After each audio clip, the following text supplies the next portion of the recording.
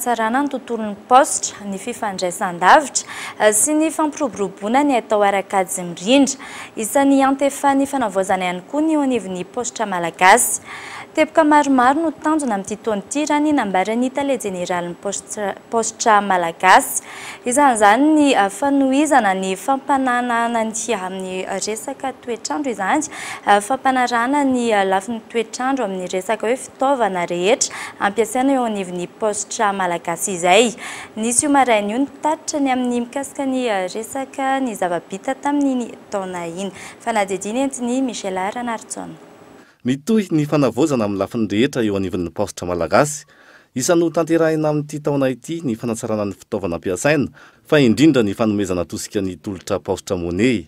Tohizana zany ohatra ny hoe modernisation ny postra malagasy, ho tohizana ny asa efa nipetraka teo amin'ny resaka digitalisation sy informatisation ny postra, ary ifantoka bebe kokoa isika amin'ny fanohizana sy ny fivarotana.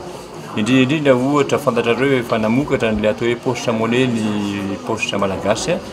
Amin'ity taona ity zany dia atomboka amin'izay ny tena hoe exploitation à fond an'io postra monnaie io. Anisan'izany koa ohatra ny fidirantsika amin'ny lafiny e-commerce amin'ity taona 2020. Ny e-commerce izay ahafahan'ny postra malagasy misehatra tahaka ireo postra misy maneran-tany. Ny volana martsa izao no isy ny fampiofan'ireo teknisian'ny postra mahakasika izay.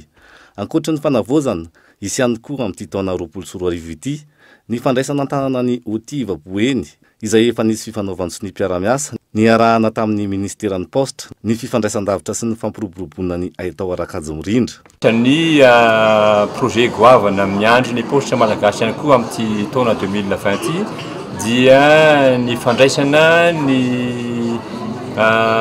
microfinance, fidirana amin'ny lafin'ny microfinance amin'ny alalan'ny fandraisana ny Oti Vaboeny any Mahajanga, izay fantatrareo fa efa nisy ny signature ny protocole d'accord izay efa natao tamin'izy io, dia ny fampandehanana sy ny fidirana antsehatra amin'izy io, fanohizana ny processus izay efa natomboka zany sy ny fidirana fandraisan-tanteraka ny microfinance io. Nisy io maraina io ny tatitry ny asa vita teo anivon'ny postra malagasy ny taona 2024.